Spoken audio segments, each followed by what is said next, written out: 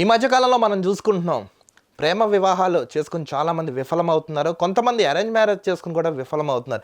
ఇక్కడ కొన్ని కారణాలు ఈగో, యాటిట్యూడ్లు ఇవన్నీ కూడా చూసుకున్నాం. కానీ వీటన్నిటికన్నా ప్రధాన కొన్ని కారణాలు అయితే ఉన్నాయి. ఏంటంటే వివాహేతర సంబంధాలు భయంకరంగా అయితే ఈ మధ్యకాలంలో పెట్టుకుంటున్నారు కొంతమంది ఆడవాళ్ళు, మగవాళ్ళు. దయచేసి ఇలాంటివి పెట్టుకోకుండా అసలు దారి ఎందుకు తప్పుతును ఏంటని ఆలోచించుకోండి. ఎందుకంటే మీరు తప్పు చేసే క్రమంలో మీకు పుట్టిన పిల్లలు కూడా ఉన్నారని గ్రహించుకోండి.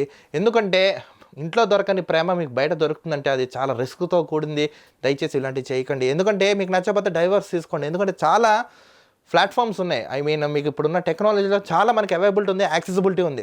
సో అలాంటివి చేయండి. కానీ కొంతమంది చూసుకుంటున్నాం మనం భార్య చంపేయడం, లేకపోతే భార్య భర్తని చంపేయడం, రకరకాల సంఘటనలు చూసుకుంటున్నాం. ముఖ్యంగా తెలుగు రాష్ట్రాల్లో 2020 నుంచి చూసుకుంటే 2025 వరకు భయంకరంగా క్రైమ్ రేట్ పెరుగుతూ వచ్చింది. 300, 400, 500, 600 వరకు వెళ్ళిపోయింది హత్యాయత్నంలో, ఆత్మహత్య యత్నంలో.